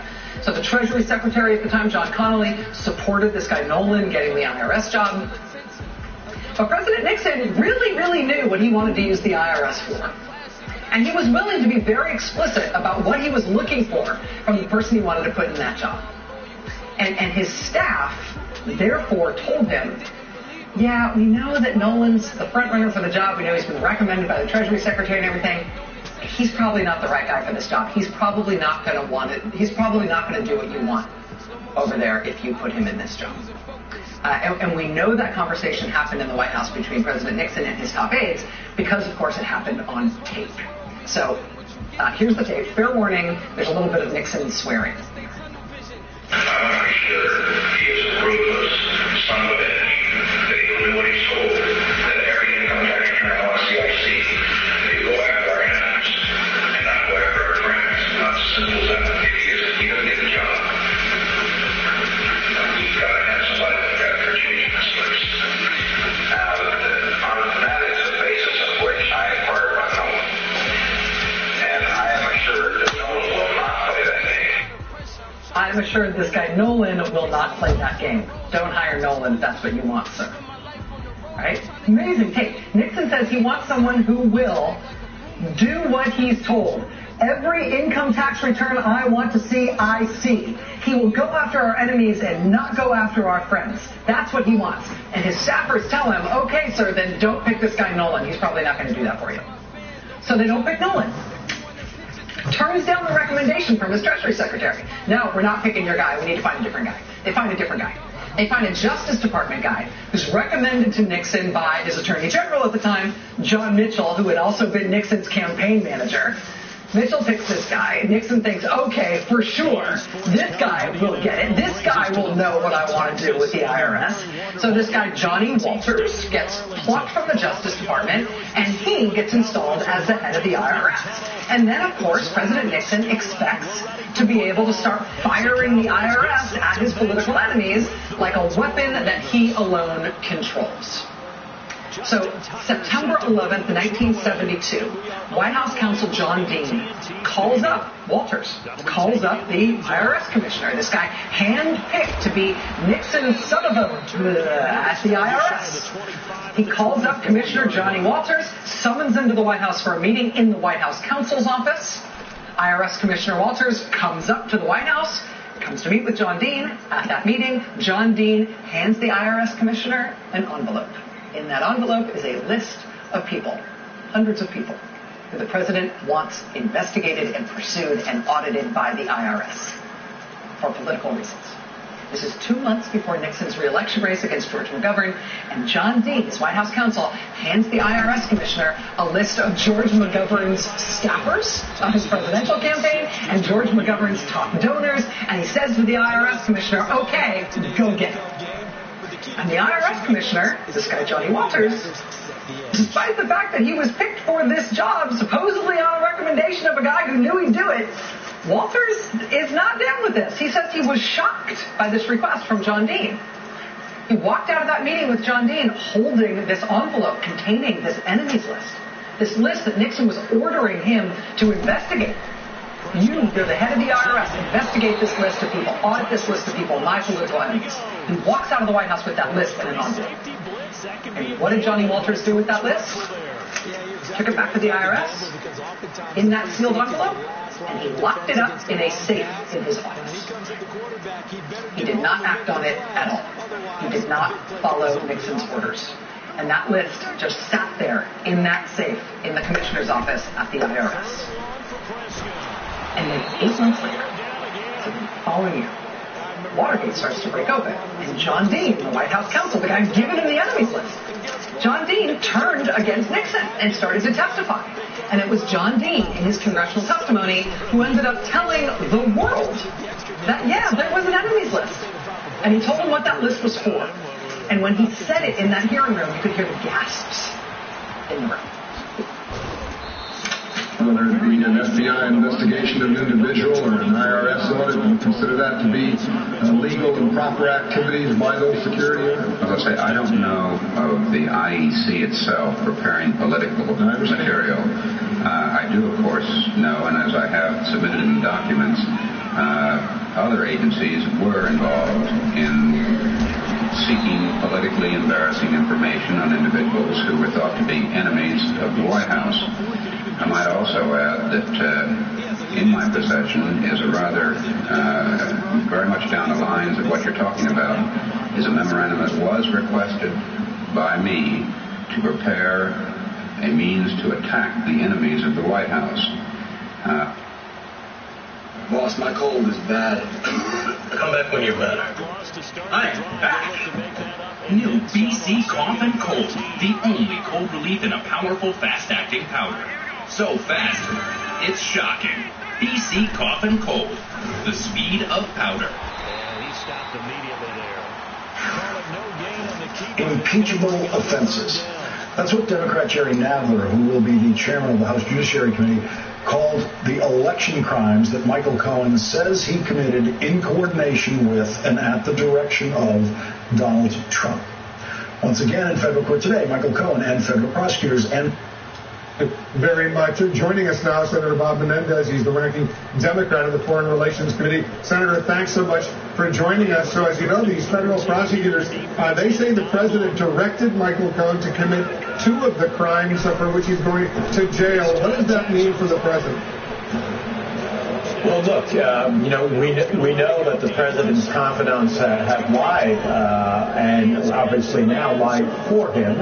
In the case of Mr. Cohen, the lies are really significant now that we know the truth. The truth is that the president, as a candidate, was involved deeply in a Russian business deal, and that Michael Cohen spoke to a high Kremlin official about that deal, that it was going on deep into the presidential campaign, and that Michael Cohen, at the direction of the president, actually committed these campaign finance violations. It's the first time that any of the individuals, in terms of their public knowledge, said that they were directed by the president to do something that is a violation of law. So it seems to me that the walls are closing in on the president as we see those who lied for him, his former campaign chair, his former lawyer, Mr. Cohen, his national security advisor, are now all telling the truth about him. The question that is left is, does the fish rot on the head down?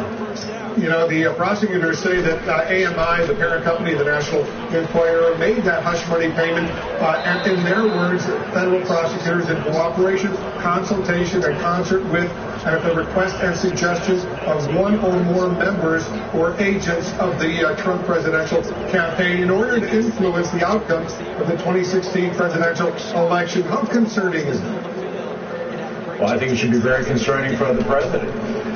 What we're beginning to see as elements of this continue to become more public is the interlocking relationships and the corroboration of what some of these people who have turned now witnesses for the government are being independently verified by other entities, in this case the Enquirer.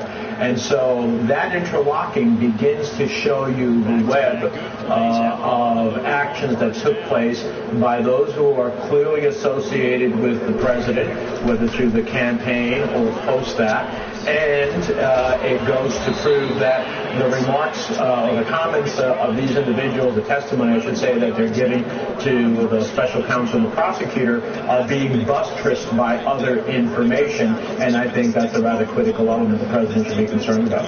Congressman Adam Schiff, who's going to be the chairman of the House Intelligence Committee starting in January, just told me in the last hour here in the Situation Room that he wants the Justice Department to review the precedent that a sitting president can't be indicted. What's your reaction to that? Do you agree with him?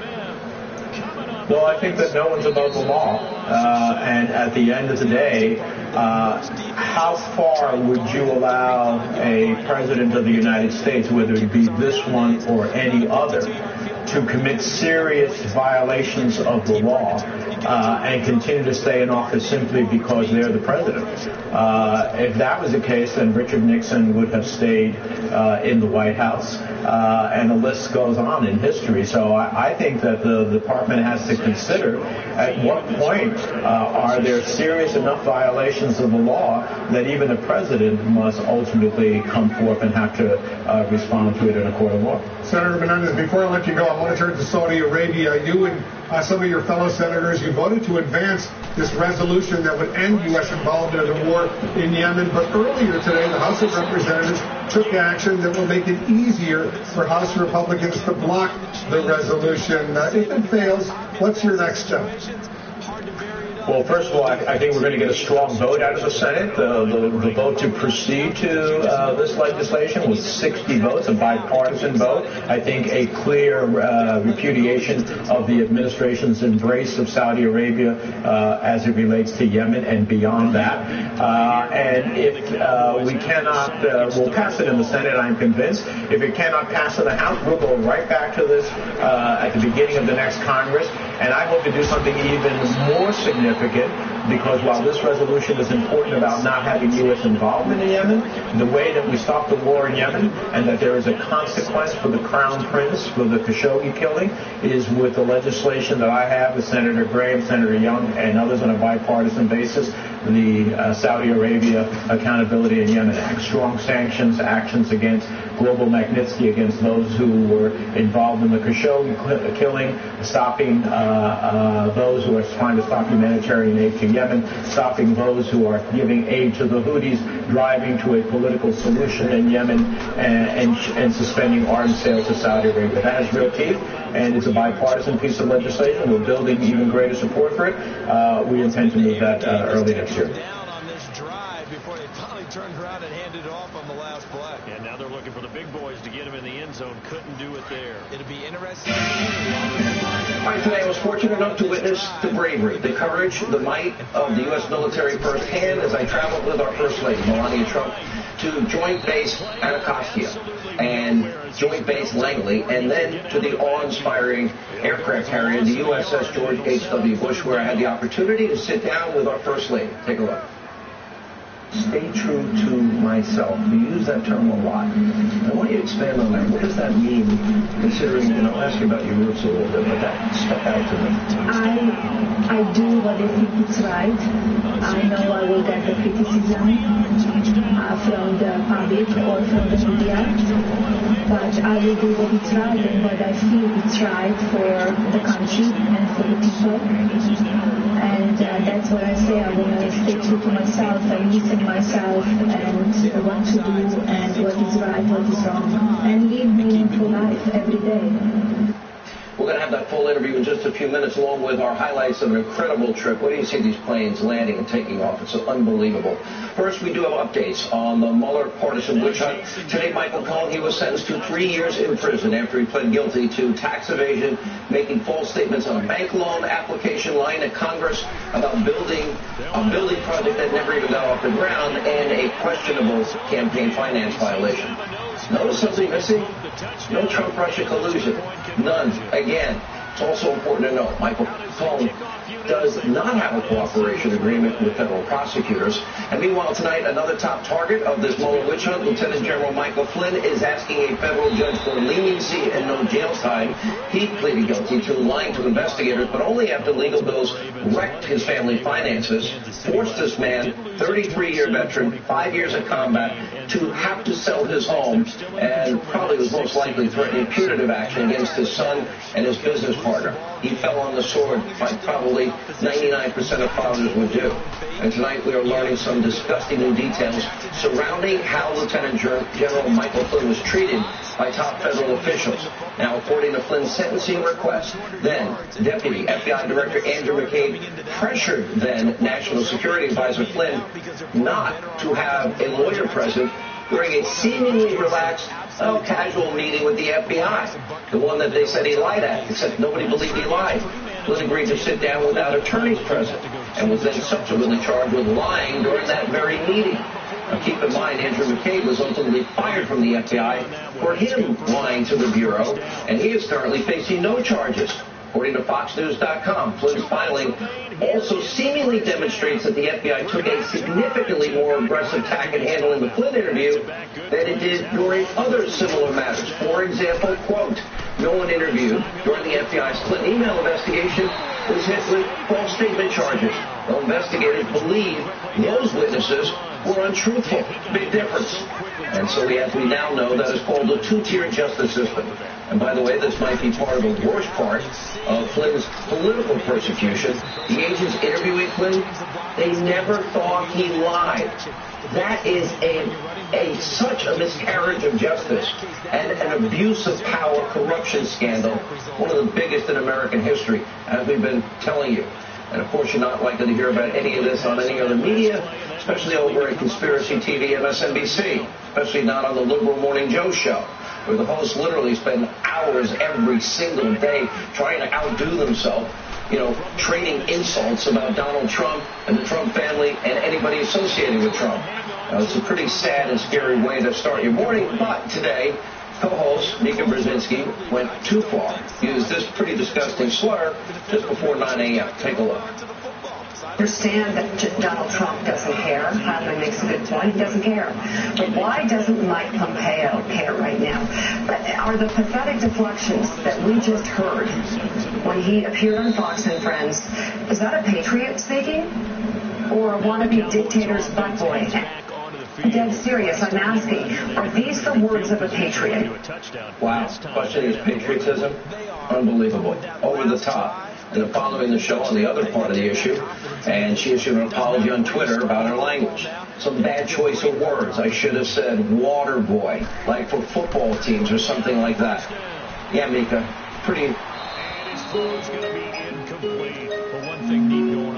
bad choice of words. But we're consistent on this program. We don't call for boycotts. We don't call for firings of any kind. In fact, when Mika's colleague, MSNBC host Joy Reid, when she was in hot water over homophobic and conspiracy-filled blog that she had, we never called for her to be fired or for her show to be boycotted. People do make mistakes.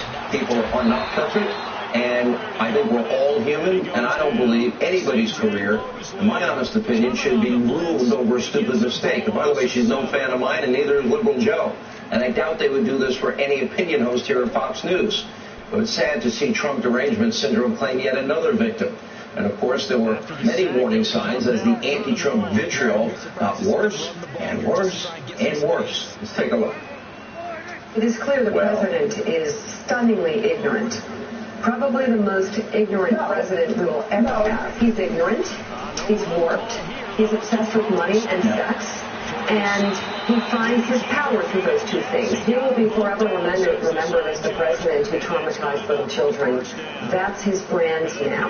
He's the president who purposefully traumatized babies and children. It's very, almost caveman-like. It really is. He's like Fred Flintstone running the country. I don't think he has the moral compass to make a decision based on our own national security. To anybody who works inside the White House, works on the national security team, works in the State Department, at some point you are working for a president who is not fit to lead, who's going to do something crazy in 5 minutes, 1 hour, tonight or tomorrow.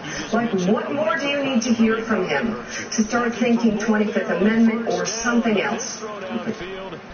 We'll have more on this later in the show, but first we need to turn to breaking news in France. Widespread manhunt underway for the gunman in Tuesday's terror attack at a French Christmas market that left at least 2 dead. Now the 29-year-old suspect, identified right there as Sharif Chaket, allegedly shouting Allahu Akbar as he opened fire before escaping from the scene in a taxi. We're also learning tonight he had a long criminal record, and he was already on the authorities' radar for connections to radical Islam. So far, 500 people with alleged ties to the suspect have now been detained. And even more frightening is that French authorities admit that he may have already slipped across the border into Germany. We'll keep you updated. We'll pray for the victims. Scary times. Make no mistakes. Attacks like this, all these attacks underscore the need for safety and security. Like places, at our southern border, where we have caught people with terrorist ties trying to get into this country. Where tonight, migrant groups are literally, the ones, women and children that the media kept telling us about. Remember they were trying to march to the U.S. consulate over Tijuana, demanding President Trump even let them into the country. And now they want us to pay them $50,000 in reparations to go home. Pay you to go home so you don't break our laws and don't disrespect our sovereignty. One group organizer arguing that it may seem like a lot of money to you, but it's a small sum compared to everything the United States has stolen from Honduras. Now look, we all know probably the vast majority of people that come from poor countries with no opportunity, no hope for their children or grandchildren are good people, searching for a better life. But demanding entry or pay you or overwhelm your immigration systems, no way to act to demonstrate merit to come into this country. It's also a massive security risk. As the San Diego Tribune is reporting, thousands of migrants are now unaccounted for, writing, quote, in the group of unaccounted migrants, about 3,500 are presumed to have either crossed illegally into the U.S., moved to other Mexican border cities, or simply fallen through the cracks. That is why the president is standing firm, rightly so, on the border wall, forging ahead on keeping his promise to the forgotten men and women of this country to preserve our nation's safety and security first. Remember, a wall will literally help people on both sides be safer. And then, of course, the wall will have a big door, and you can come in legally, as the president has said. But we do have the right to vet anyone that wants to come into this country, because keeping out potential terrorists, human traffickers, drug traffickers, violent cartel members is a huge #1 priority for our national security.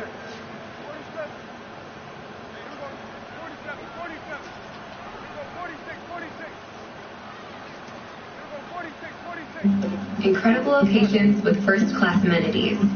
There's an Airbnb for everyone.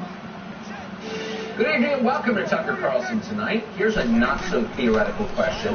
When is it okay to pay off female accusers? NBC News has had no problem doing it over the years on behalf of grabby TV anchors. But now that Donald Trump is accused of doing it, NBC tells us that's a felony. How exactly does that work? We'll explain just ahead. But first, even by the high standards of 2018, it was a bizarro day here in Washington. The president invited Democratic. Good evening and welcome to Tucker Carlson Tonight. Here's a not-so-theoretical question. When is it okay to pay off female accusers? NBC News has had no problem doing it over the years on behalf of grabby TV anchors. But now that Donald Trump is accused of doing it, NBC tells us that's a felony. All right, Kristen, tell us more about how things are playing out inside the West Wing.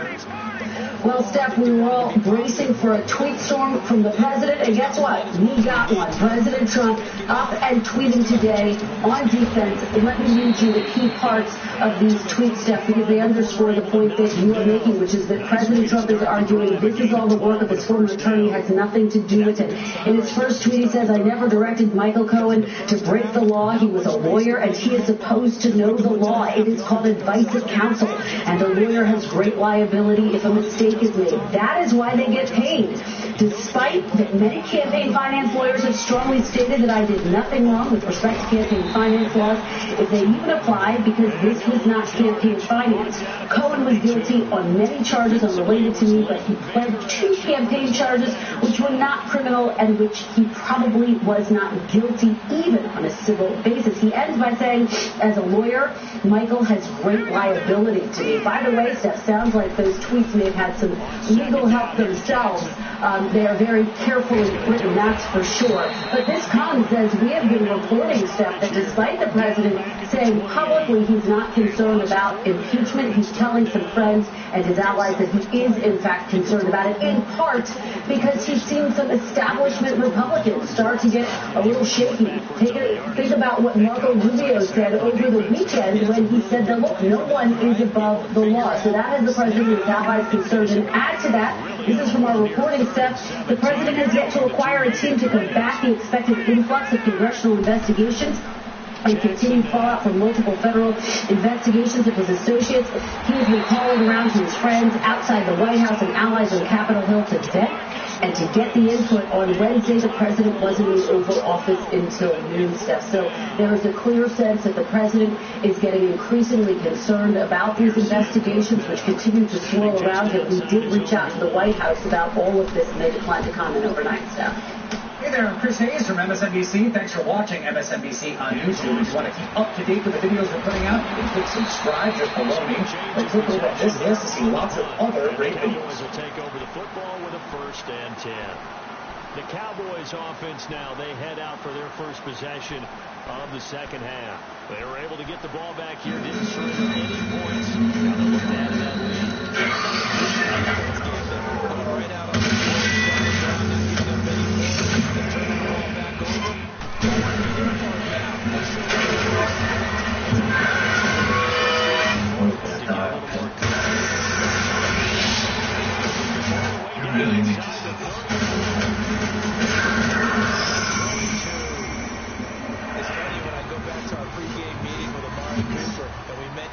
I can't believe I even have to do this, but it's increasingly unclear to me that Donald Trump can comfortably read the written English language. I mean, like English written on pages. I genuinely think, after reviewing a bunch of videos and comments and evidence yesterday, that Donald Trump may barely be able to read. Let's start with some journalists who have interviewed Donald Trump, who have come to the conclusion that certainly Donald Trump doesn't read. We'll start there.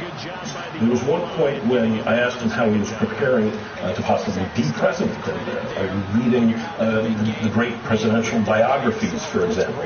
And he paused for an unusually long time. His voice became a little tender, and he said, I've never read a biography, but I've always wanted to. You asked him as he's leaving the interview and going to bed, what are you reading? What was that? What did he say? He kind of had that look. Oh, yeah. You got to.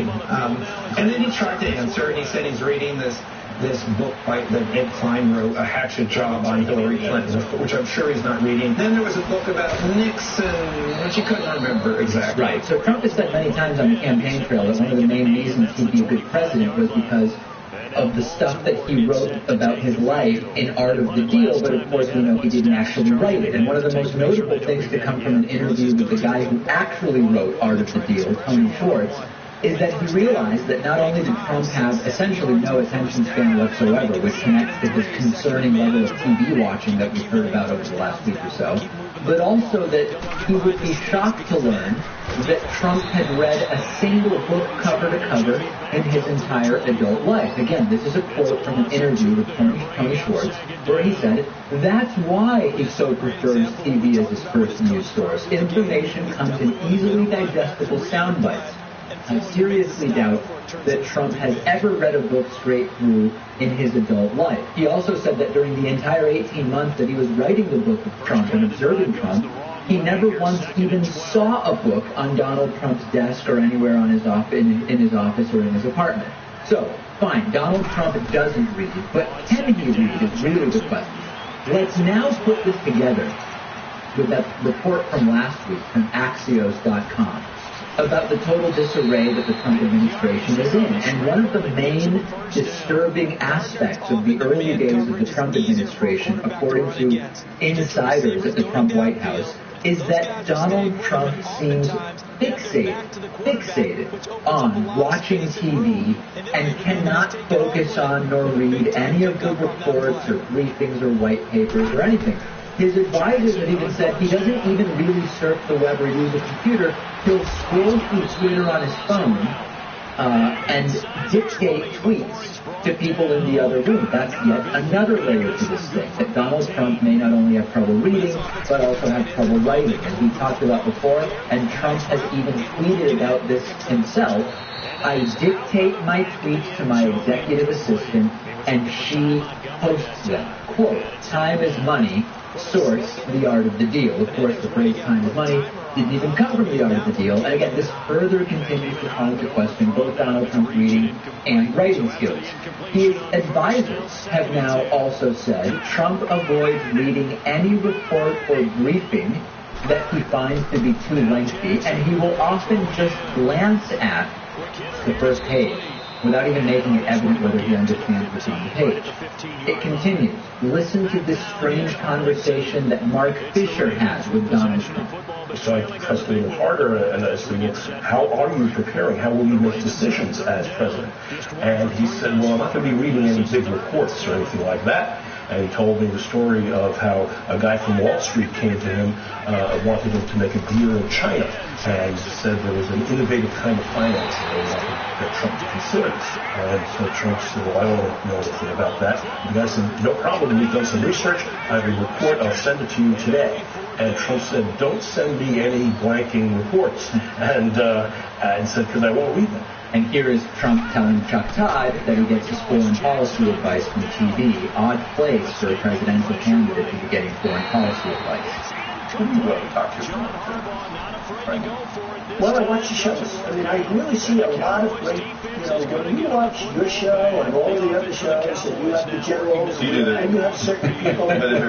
So, that's circumstantial. Trump doesn't read. But is he avoiding reading because he doesn't like it or because he has trouble reading? And here is where it all explodes.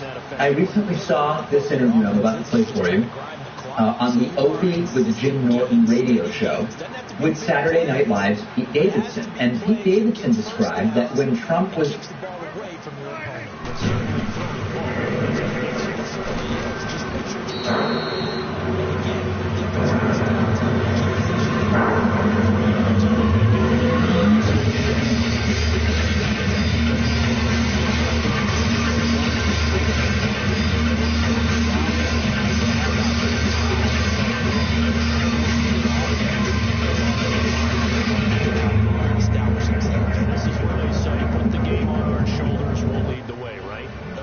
Welcome to Inside Politics. I'm John Kane. Thank you for sharing your day with us. Breaking news just moments ago, an alleged Russian spy pleading guilty in federal court here in Washington. Maria Butina told the judge this morning that she conspired to act as an illegal foreign agent. And the prosecutors now say Butina is cooperating and sharing information on who directed her to infiltrate one of the most important organizations in Republican politics, the National Rifle Association.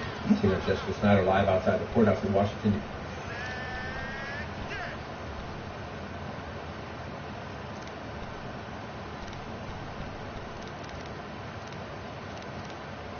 That she conspired to act as an illegal foreign agent. Federal prosecutors now say Butina is cooperating and sharing information on who directed her to infiltrate one of the most important organizations in Republican politics, the National Rifle Association.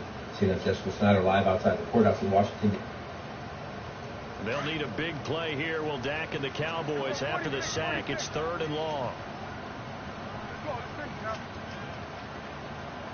As she worked for the U.S. Citizen to organize a so-called friendship dinner where important figures would be there and that they would discuss Russian-American policy. And they also said that as recently as 2017, Maria Butina went to the National Prayer Breakfast. And she said that the people there, and she put it this way, prosecutors saying they were coming to establish a back channel of communication. So really a remarkable portrayal by prosecutors about how exactly Maria Butina operated. Remember, she said that she was here in Washington, D.C. solely to be a graduate student at American universities. Now she is admitting in court that she did conspire to act as a foreign agent. She pled guilty to that. And we know that her sentencing will be coming up on February 12th. The judge actually delaying the sentencing because prosecutors intend to continue working with Butina, seeing what other information they can get from her, perhaps more information about how Russians tried to infiltrate this political organization. And she might have some insight into how they meddled or interfered in the 2016 election. John, she is facing up to 5 years in prison. Of course, that sentence could be reduced depending on how much she actually cooperates with prosecutors.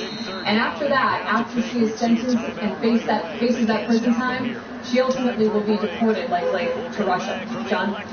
Just matter outside the federal courthouse. Appreciate the live reporting. Let's bring in our senior legal analyst, Michael Zeldin, for some analysis here. Michael, as you learn the details of this case, and obviously there's more to be learned as you continue to cooperate and we see the actual court file. Is this run-of-the-mill spying? We do it on people too.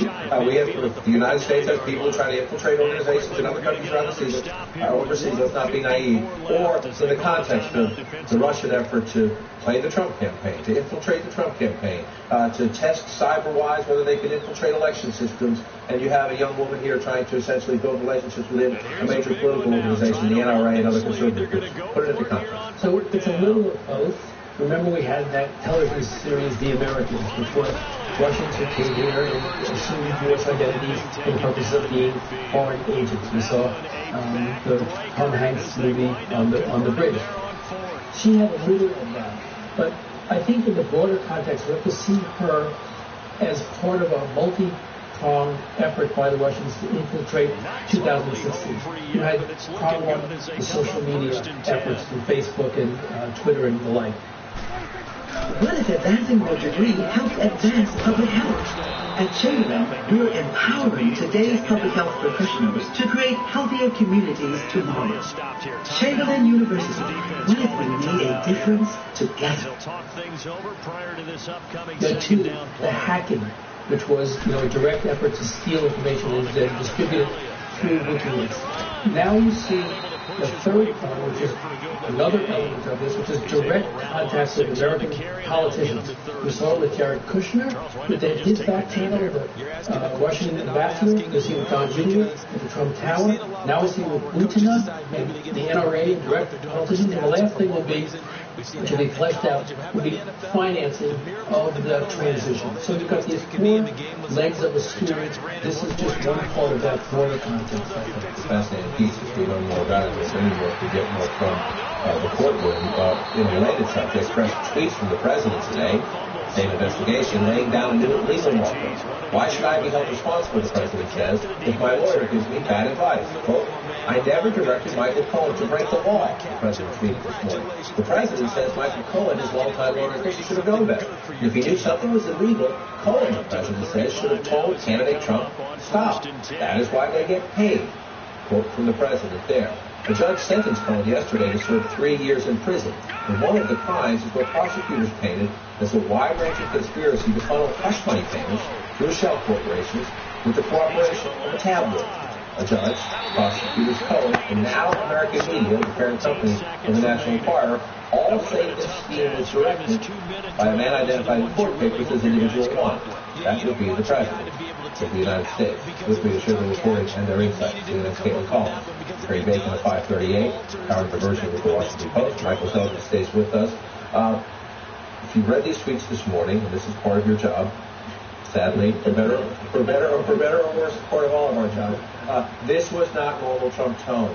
This was clearly done in consultation with somebody on his legal team who didn't like the looser language the president used in describing this the other day. What's he trying to do? You can always tell when it's a Trump tweet and when it's something he's dictated and when it's something that he's had the help of someone with. Because the president doesn't use terms like liability. And he doesn't usually tweet the way that we saw him tweet this morning, that 3-part series. But it was seeking to put some distance between himself and Michael Cohen. And he's saying he's not disputing that he directed Michael Cohen to make these payments. He's disputing that he's directed Michael Cohen to break the law on making these payments. Essentially saying Michael Cohen should have known better because he was my legal counsel, and if he didn't know better, how is that my fault?